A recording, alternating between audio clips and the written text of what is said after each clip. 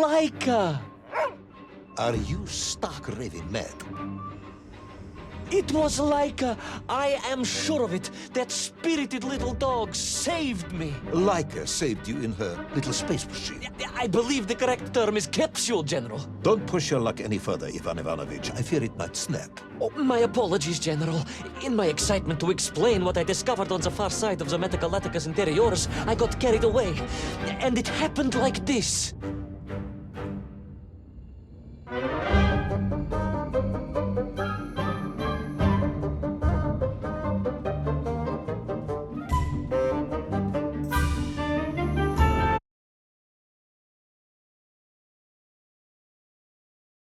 A rocky moon. At the center of the Earth. The source of all creation, General. A place where time flowed like rivers, and boulders of raw matter rained like comets upon the cratered rock. Another miraculous escape from death. Another happy accident. It was no accident, General. Laika took me there entirely deliberately. I'm sure of that. She continues to be a heroine and a savior and protector of our great nation.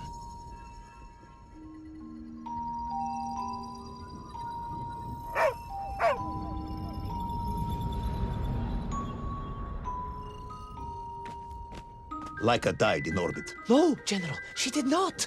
She's very much alive and happy, and currently living several miles below our feet. Laika is dead, Ivan. She most certainly is not, General. This is the real world, Tavarish. A world where you did not go to the center of the Earth, and Laika died in orbit. In my world, General, Laika is still alive. A better world, some may argue. Very well. I will live in your world for a while longer, but time is running out. Ah, yes, time, General.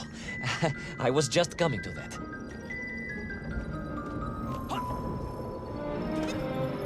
There in the distance it stood, enveloped in a mighty time storm. The world clock, General. The beating heart of all history.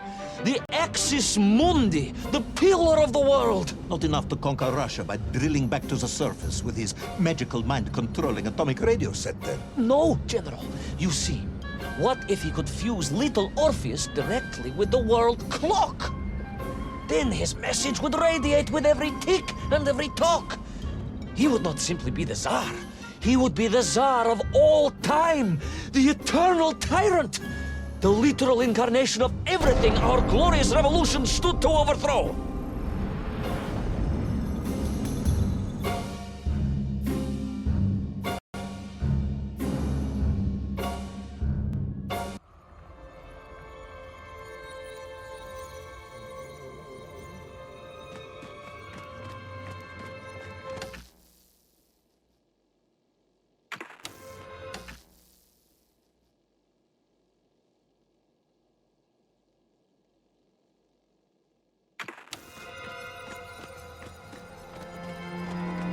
Sonikiv! Uncanny, General.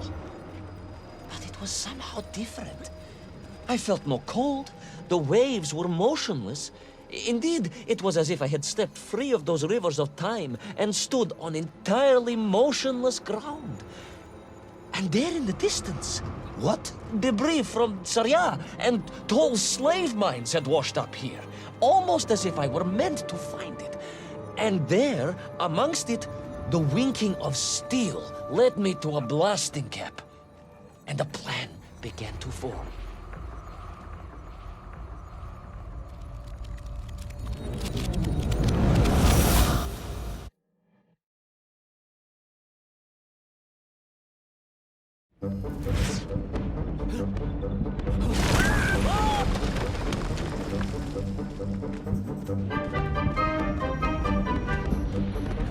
The terrain was ferocious. Explosive eruptions of fire and heat. Thunderous emissions and... The terrain was ferocious. Explosive eruptions of fire and heat. Thunderous emissions and lethal gases. Much like your cousin Pavel, perhaps, as a result of consuming all of those stolen eggs. Aha! General, you have been listening after all!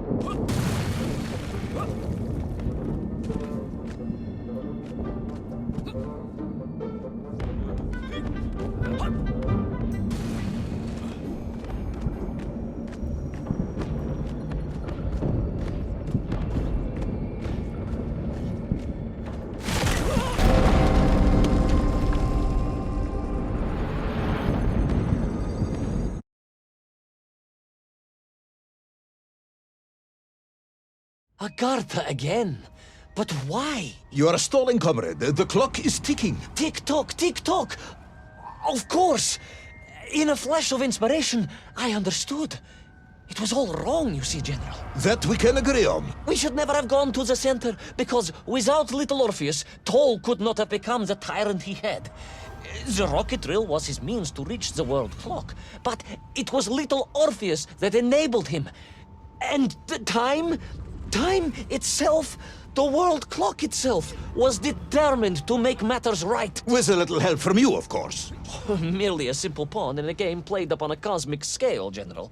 But a pawn who understood that he was being given a second chance to grab a chunk of the explosive resin that wondrous city was built upon.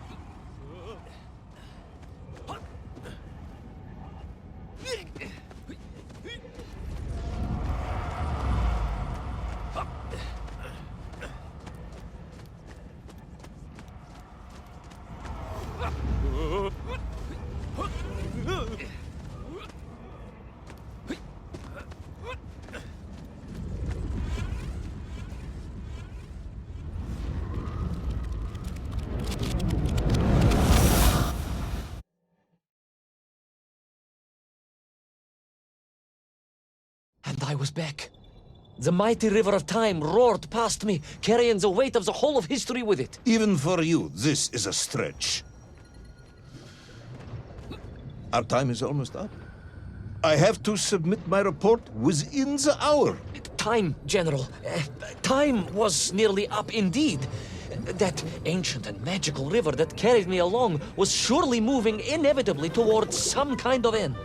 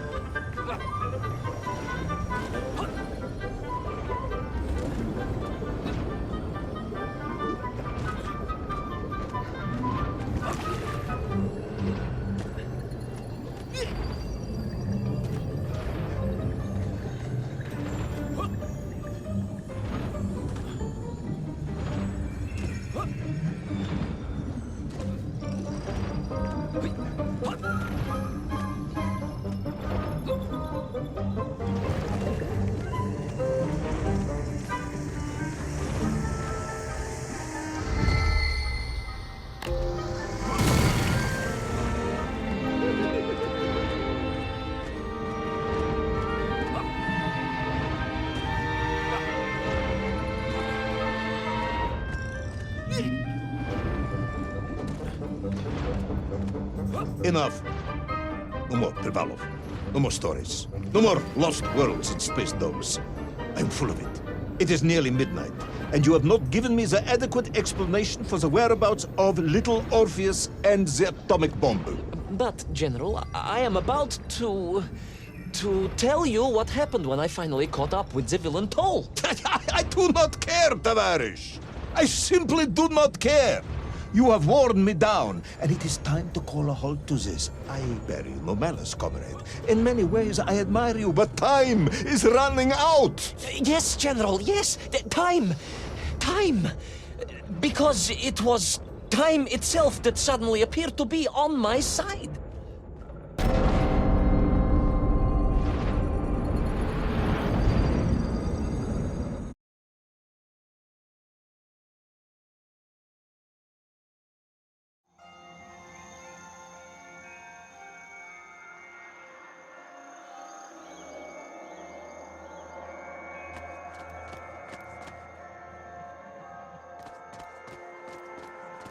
Perhaps the world clock was so impressed with your egg-wearing antics it decided to return you to Plutonia for a second attempt. I would strongly suggest you cut to the chase. The chase, yes. The pursuit of Toll and little Orpheus. I stood there with the resin fragment in one hand and the blasting cap in the other, and then, just like that, a clock began to ring. The world clock? No, General, an alarm clock. My Slava alarm clock, in fact, given to me by Auntie Marsha. The one who married the beef investigator. The very same. And the moment I saw that clock, I knew what I had to do.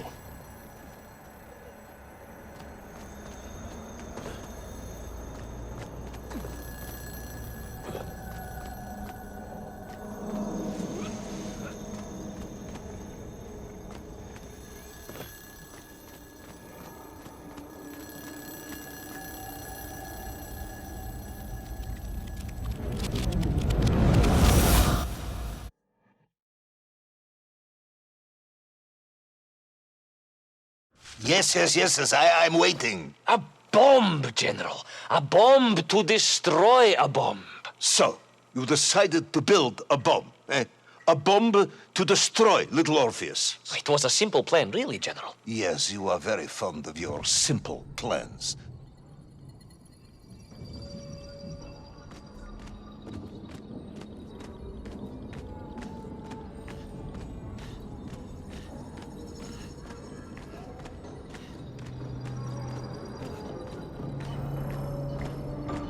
It was the last time I was to see those poor enslaved Mink on my journey. As they scurried in agitation around the base of the rocket drill, now a dreadful weapon of war in the hands of a madman, I was reminded of my mother. Your mother looked like a nymph? That is extremely disrespectful, comrade. No, I meant I was raised by my mother from an early age, of course. My childhood memories of my father were all too brief. You are rambling, Comrade Privalov. Time is running out. Diani Rezinovi.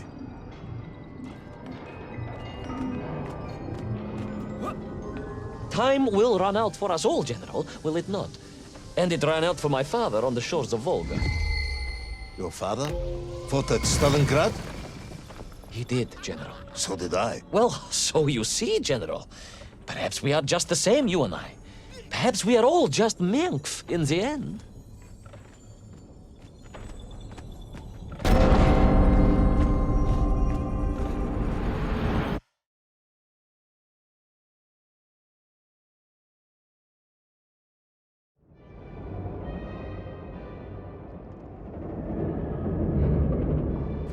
What possible use in the construction of a bomb could be found in the belly of a giant whale? Were you perhaps planning on using a worm as a fuse? That would be ridiculous, General. I would hate to undermine your otherwise entirely plausible account. You forget, General. The belly of the beast was full of shipwrecks. And on one of them, I was bound to find what I was looking for. Fuse wire. Comrade, yes, you'd forgotten. Or...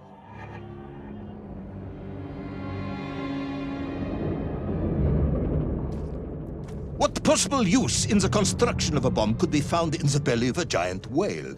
Were you perhaps planning on using a worm as a fuse? That would be ridiculous, General. I would hate to undermine your otherwise entirely plausible account.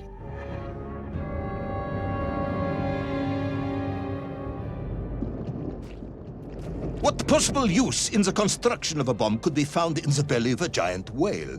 Were you perhaps planning on using a worm as a fuse? That would be ridiculous, General. I would hate to undermine your otherwise entirely plausible account. You forget, General. The belly of the beast was full of shipwrecks. And on one of them, I was bound to find what I was looking for. Fuse wire. Comrade, yes, you'd forgotten all about the fuse until I reminded you, hadn't you? General, your cynicism is unbecoming to a man of your rank and stature.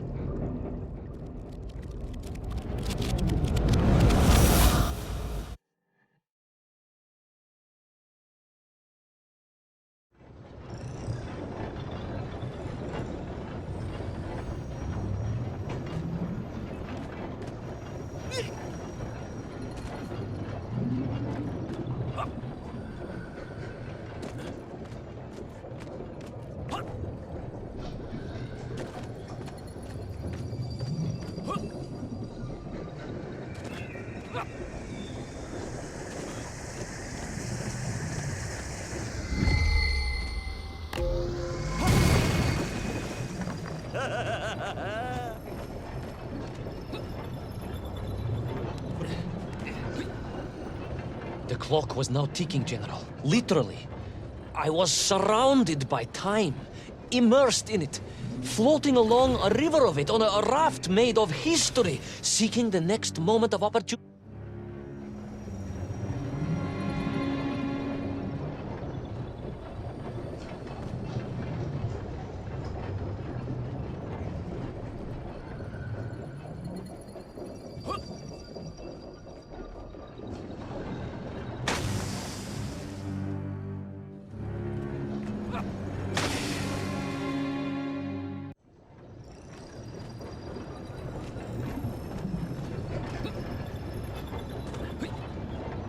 The clock was now ticking, General. Literally. I was surrounded by time, immersed in it, floating along a river of it on a raft made of history, seeking the next moment of opportunity to hurtle backwards amongst those lost worlds. I am a patient man, Tavarish. I lost 3 toes in the winter outside Sharkovskaya in 42. A drunken dentist removed 2 frostbitten toes and 1 perfectly healthy one. You may therefore consider me a man blessed with an uncommon level of endurance for discomfort. I hate visiting the dentist. My uncle Vanya was a dentist, and he was a deeply strange man, notwithstanding the love he felt for his... His what? He was a pig dentist, General. He always claimed that the human mouth presented an insufficient challenge. Let me challenge you, comrade. You will tell me what happened to little Orpheus. My patience is exhausted. I am done. But we are nearly there, General. The world clock was shortly to strike again.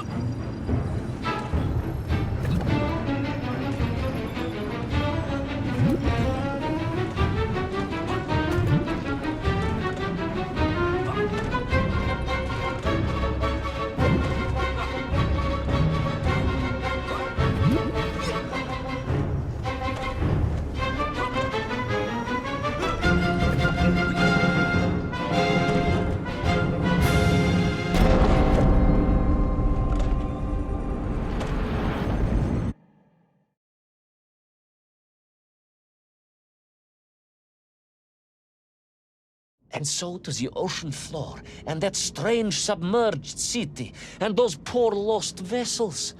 To find a shell case to hold all of my scavenged ingredients, the last piece I needed to construct my bomb. Ah, yes, I have been waiting for this. General? Time, Ivan Ivanovich. Whilst you have rambled on and on about it, I have simply bided mine. I am a patient man, as I have said. Yes, I don't feel I paid enough attention to the story about your toes. Do you have specially made shoes? Enough!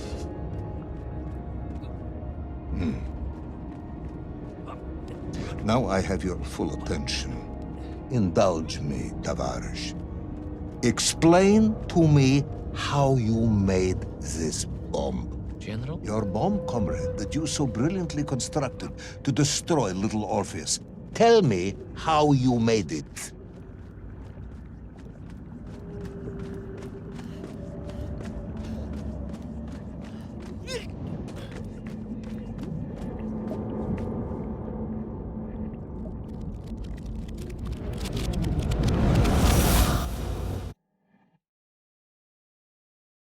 Well, In detail. The type of detail that should present no problem to a man who is actually capable of building a bomb, which I suspect would be an entirely different man to one who cheated on his entrance exams for the cosmonaut program.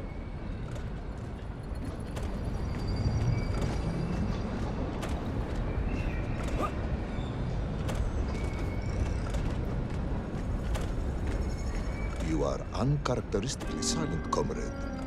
Cat, got your tongue? if I may, General, perhaps just a minute or two to gather my thoughts?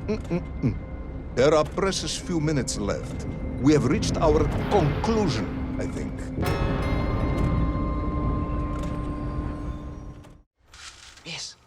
Yes, we have, General.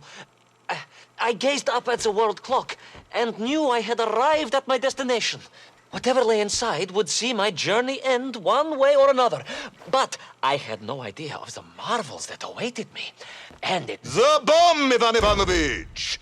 Tell me how you built the bomb! it was a wonderful sight. The world... It is 2 minutes to midnight, Ivan. It is time to end the story.